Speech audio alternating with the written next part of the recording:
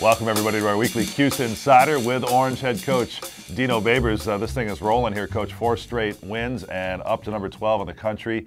Exciting stuff. We can kind of look back at last week with that achieving a perfect dome season and really a great wrap-up to your seniors' career with still so much more to play for this season. Excited for the seniors to have an opportunity to be undefeated in the dome. I think it's only happened 4 times. And for all the stuff that they've gone through and to have a senior season like that at home, and then still the things that we still have an opportunity to accomplish in this season, I'm really excited for them. And again, really thankful for all the fans that stayed behind and wish those guys well on their senior walk. Your team seemed to appreciate that. Eric Dungy, when he talks about it, always uses the phrase, "We've been through so much." And it's hard to encapsulate that, but we fans, from what we see and what's in black and white, that's 3 4-win seasons. That's injuries. That's defections of certain things.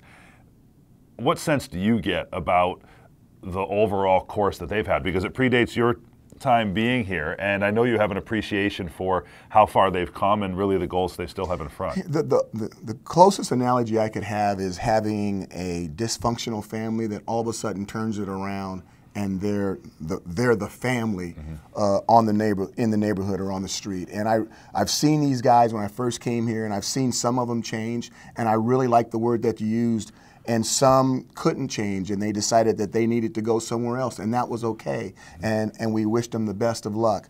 But the ones that stayed, not only did they have an opportunity to become winners, they had an opportunity to be undefeated at home, and they had an opportunity to do something with the 2018 class that people are going to remember for a very long time. Sure, and we talked about this in this same space a week ago, that, okay, Senior Day is great. Senior Day is not the culmination of this season. In a way, it's a springboard to really a beginning. You look at this stretch run here. You've got the game at Yankee Stadium against Notre Dame.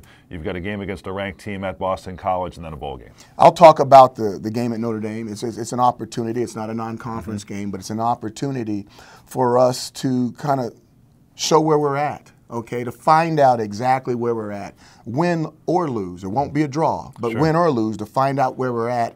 And then after that's over, we have another opportunity and another opportunity to kind of show where we're at and whether we can still put on our big boy pants, so to speak. Sure, and you could find out there's a lot of talent on that team now, right? Oh, there's no doubt. Really, at every level of the defense, they've got a stud. Dexter Williams has been an outstanding running back over the course of this season. And then after winning this story, after winning a game with their backup quarterback, they're going back to their starter, in this case, Ian Book, the junior's only completed 75% of his passes. They're undefeated with the backup, and they're undefeated with the starter. That tells you how good the rest of the football team is around them.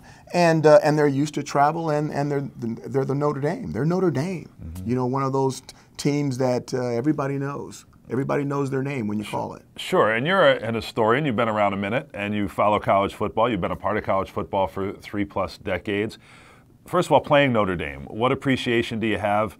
I guess literally this game they're not going to be in the gold helmets, but for that idea that, this is the program of Knute Rockne and in your time, Ara Parseghian and Joe Montana and the whole deal. It's one of those programs I've had an opportunity to play them 5 or 6 times. Mm-hmm. I've only had the opportunity of winning once.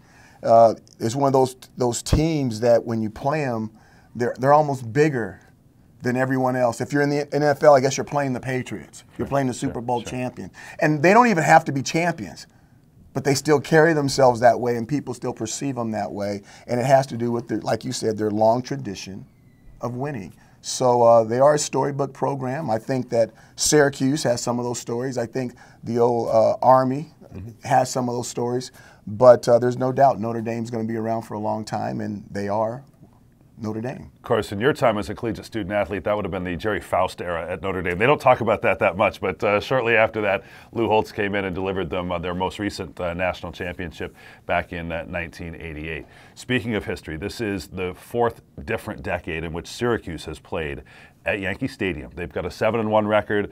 People know recently about the Pinstripe Bowls in this new Yankee Stadium, but you go back to the previous iterations of it, and they're right out there with Mickey Mantle, and even played Notre Dame on Thanksgiving right after the JFK assassination. I mean, when you think about that, what does that evoke in your mind? History. And I'm a big history and math. Those are my babies, history and math. History, tradition, and bringing together the past with the present. So you have an opportunity for a future. So the historic part of it, I really do get. And the historic part of this football game is going to be really cool. And hopefully, you know, we can write a chapter. Mm-hmm. Lastly, Coach, what's the significance of this game being in New York? Obviously, the alumni are there. To what extent do you view it as recruiting ground and the type of stage this game is on, certainly nationally televised as some of your other games have been this year and will continue to be, but this is a big stage. It's a big stage. Me personally, I would rather selfishly have the seniors go and play them in Notre Dame Stadium because it's so classic. But hey, we're out here. We're in New York. We're going to have more fans in New York than we would have had in South Bend. We may have hopefully 30% of the stadium, and we'll have to act like the mighty 300 and wedge our fans in there and see if we can hold off the other 700.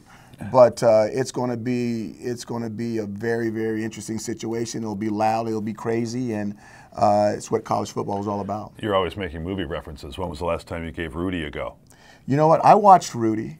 I'm sure you did. And I thought it was great when it says, and they put their jersey on, and he says, act like a captain. He says, I think I am. And then the next guy comes in, and the next guy comes in. Rudy was kind of cool. He wasn't that tall, but I thought he was a good player. 5'0" and 100 Unfortunately for you, Coach, their real players are more than 5'0" and 100 I need Rudy back. All right. We'll see how you line up Saturday at 2:30. Big challenge. Exciting times to see if you can keep it going. Thank you so much. Orange head coach Dino Babers in our weekly CuseInsider.